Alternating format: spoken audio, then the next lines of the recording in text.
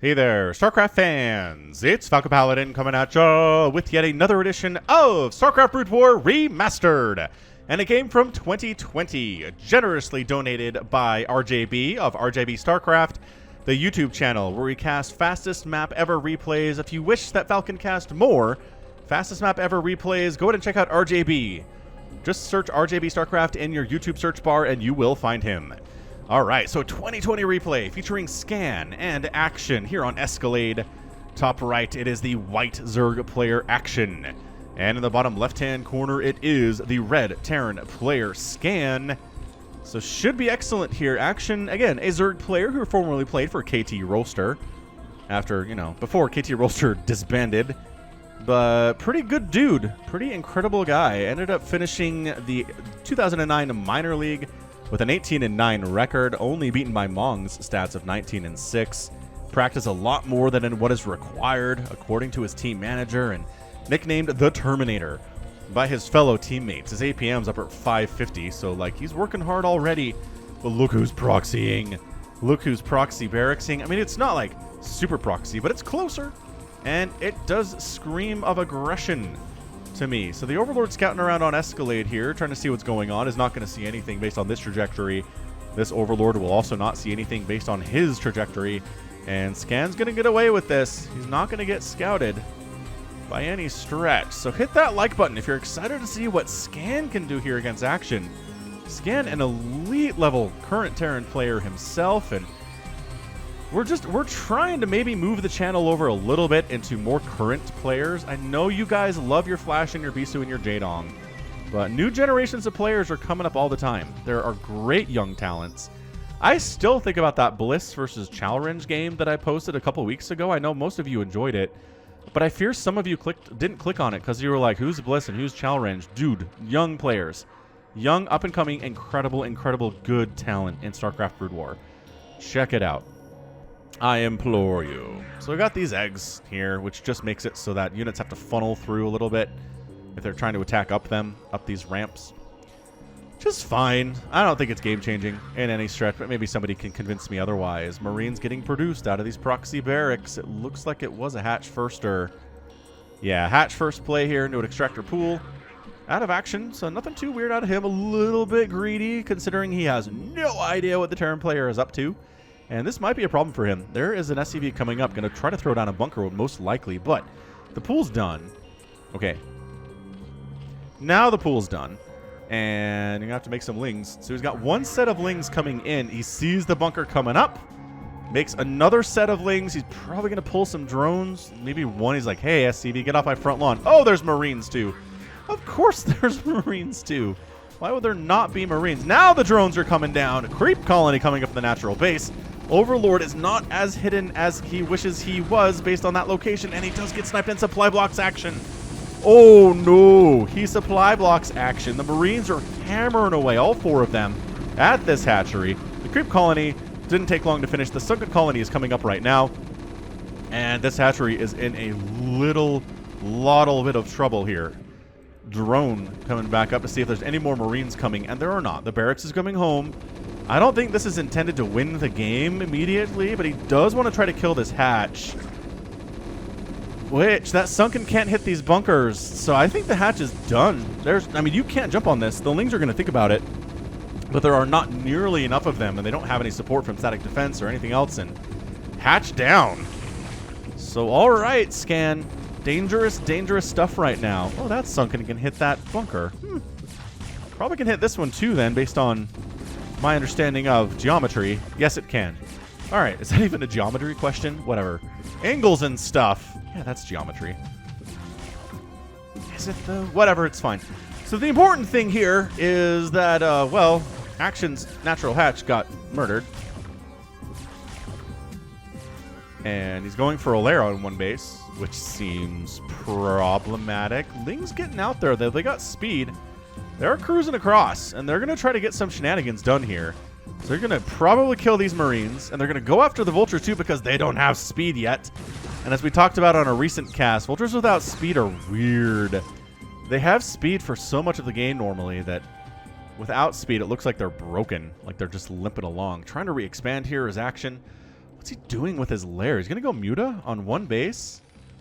One gas Mutalisk, huh? All right. That might kind of work out for you. I mean, obviously it cost Scan to do what he did, but he's still pretty happily working on a Wraith, working on Spider Mines. Probably going to start an engineering bay here if I had to guess what he was going to do next. And my guess is engineering bay. Ta-da! Excellent. We made it. We made it, ladies and gentlemen. All right, so the aggressor here was Scan. I had somebody in my comments recently tell me, as a Spire comes up, that, you know, he's watched a bunch of my casts now, and he can tell who's going to win based on who's the aggressive player. And I was like, yeah, that's generally true. That is generally true, but I have definitely cast games where a player is really aggressive, but extremely well defended by their opposing player, by their opponent, and then the opponent just kind of builds up to a big old counterattack that wins. So if you want to call that aggressive, fine. Like, eventually you have to be aggressive.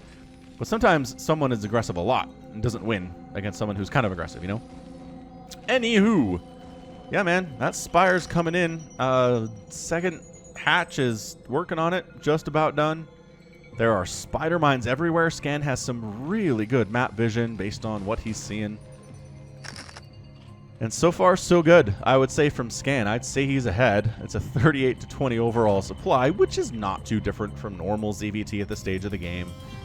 Because Zerg is spending a lot of drones on buildings and stuff, and it hurts. Oh, he's killing his own Sunken because it messes with mining at his natural. That sucks. Really, really sucks. Evolution Chamber coming in here too. No sign of a Terran expansion yet, which is a little bit odd. What's he...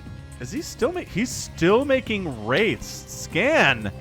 You dog! I mean, to be honest, nothing can shoot up right now from action. So Wraiths would be kind of genius, and they are. I guess there are some Scourge and some Mutalisks, and those both shoot up. But Wraiths with good control don't struggle that much. Still no, he's trying to get a third base. He really is, but he keeps losing the drones that are trying to do it. Scan is kind of crushing in this game. I did not expect that when I started it. I thought for sure Action would be in a better position than he is now, but look at this one Mutalisk. He's like, all right, Vultures, don't come over here. I'll kill you with my one Mutalisk. Macro Hatch coming up because he can't expand up here or down here or probably over here. This is rough. Did he get... I think he... Yeah, man. He got Spider Mines before speed, and he's not even getting speed. Alright, so Scourge died to turrets for nothing at all. And the Racer like, cool, let's move out. Downtown Coolsville. That's us. We're going to try to kill some stuff. Getting Cloak? No. He's getting a Science Vessel, though, to irradiate any Mutalisks that decide to try to attack him. I like it very much.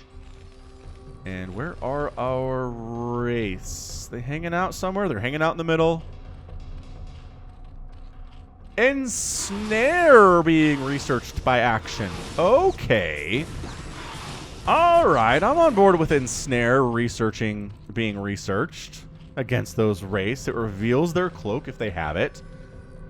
And it slows them down, and it slows their attack speed. There are some units that don't get slowed attack speed. It's like Siege Tanks and I think Reavers, like big-time big hitters. I'm pretty sure Wraiths do not count as that. Oh, careful. Accidental meeting. There's the cloak, though. He did get cloak. And now, everybody has to run. Oh, is he gonna... Wait. Overlord. There's an Overlord here, but he loses a Mutalisk. The control by Scan is nuts right now. It's so good, but he's gonna get green gooped. Man, I get so many comments all the time as a Hive comes in. Why don't Zerg players use Ensnare? Well, maybe it's a 2020 meta thing. Maybe it's more what Action is working on here is getting Ensnare out sub 10 minutes. So Vulture dies, Overlord dies, supply blocking Action. The Queen gets sniped. These three Wraiths, though, are doing all of the work in the known universe. Look at this. Overlord dies. Mutas can't defend their homeland anymore because there's no spores around. He's got the Evolution Chamber. Another Overlord does pop, so the Mutas have to be careful back here, or the Wraiths have to be careful back here. But they can snipe down some drones if they want. But the Overlords, the slow Overlords, are relentless. And all the Wraiths die. Oh, it's a little bit sloppy there from Scan. He could have gotten the Wraiths out. But he got a little bit greedy and a little bit sloppy as a result. But it's still 2 base to 2 base, as an expansion did happen behind that from Scan. And there's still no third for action at 10 minutes, which is bad. He's trying to take it now. And he should be able... Oh, look at this vulture, though. Too late. Too late to stop it from happening, but on time to scout it, at the very least. So what's the strategy here from Scan? Well, obviously a lot of spider mines, and he's making 1,000,000 barracks. All right, man. He's going the barracks science vessel strategy that we have seen work. Every time it doesn't work, I just hear people talk about how it's a horrible strategy that should never be used, but it works to get Zerg in the hands of an elite player. We've seen Idra pull it off a couple times on the channel. We've seen Flash do it. Ultralisk Cavern is coming up right now for action. Ultra's going to be pretty decent against this, but man, effectively it's a 2-base Ultralisk play right now, and he's still spending money. He's still spending gas on things like Queens and Scourge. Ooh, the Irradiate with the Missile Turret combo is sick. It's an instant kill for a Muta. So when there aren't many Mutalisks, Irradiate, not bad. Look, Irradiate's good anyway, right? It is necessary against Defilers, pretty much. Really good against Lurkers, really good against Ultras. Look, Irradiate is just Terran's best friend. If you're trying to play TVZ and you're not getting Irradiate, you're doing it wrong. I can tell you that now. Unless, I guess, all you're doing is proxy bunker rushing every game, and either you win or lose on the back of that, and then you never need Irradiate, cool. I understand that. But if you're trying to get better at the macro style, which everyone should be, I guess, Irradiate, Terran's best friend. There really should be commercials about this. 4th base for action coming up soon after the 3rd pops. He's trying to make up for lost time right now. Can he do it? I don't really? Okay, just flying right over the turrets. Ooh, he did actually take down a science vessel, but he lost like 2 Mutas and a couple Scourge that way. I don't know. I like the fire bats we have too, not just pure marine. But yeah, that is, good heavens, that is an 8-Raxen. 8-Raxen Terran. Surprisingly, there's an 8-rack strategy currently in StarCraft 2 as well against Zerg, so some things don't change. And Ultras are the answer to that too in StarCraft 2. So, you know, I understand most of you guys have no interest in StarCraft 2. I get it. But they're not as different, StarCraft 2 and Brood War, as some of the respective stands that seem to believe that they are. Free Scourge. I don't know, like, place your bets. Who do you think has this thing? I really think it's Scan. He's been on 2 bases for a while. He's got a nice composition. He's got +1 attack for his Marines and his Fire Bats. He's up 92 to 67 supply. Yes, Ultralisks are out. Yes, Ensnare is done. If action can hold here, I will be flabbergasted and possibly speechless. So let's see. Scourge getting... Ooh. See, good Terran players will lead with their science vessels, but if they see Scourge coming, they'll pull them back. Very smartly done. Lower level Terrans will lose those science vessels every time. So here goes nothing. Flank attack coming in with the Ultralisks. Ensnare toss down. Actually catching the Ultras at the same time, so slowing their attack speed and their movement speed here. But Irradiated Ultralisks versus Marines is actually kind of insanely good. So yeah, man, Irradiate on the Ultras, maybe doing more damage to the Terran than it helps the Terran? I mean, sure, the Ultras are dead, but so is the entire Terran army. So, it was cute. It was cute. He stayed alive, man. Action stayed alive thanks to spellcasting, thanks to the Ensnares, and thanks to the Irradiates. 3rd base getting saturated up here. It is 46 to 38 total supply. More Ultras are out. The Queens are ready, just about ready for additional Ensnares. Excellent, excellent. Anabolic Synthesis coming up, just about done right now for the Zerg player and his Ultralisk. The 4th base is done for action. All action has to do is hold against, I think, this ensuing attack, and he's going to be in a pretty good spot. His recovery has been really nothing short of miraculous. He was not on a 3rd base until 10 minutes, but he's already on 4 bases now. He's got the tier 3 tech out that he wants against this particular style. Is he going to do this without Infestors? Remember how it was like Spellcasters or everything here? I mean, I guess Queens count, but it's usually Infestors against this. You just plague the crap out of this bio, right? That's how you've seen it beat on the channel, is you plague the ever-loving crap out of this bio play. Everybody gets hurt immensely. The Medivacs are out of energy. They can be easily run over by Zerglings. It's embarrassing. So Scourge count is enough to handle the science vessels, but they're being protected exceptionally well. And the Irradiates. Scourge down. That's a lot of Ultralisks, ladies and gentlemen. Ultra's trying to jump on the Ensnare. Again, catching these guys, slowing their movement speed, slowing their attack speed. They're splitting up a little bit.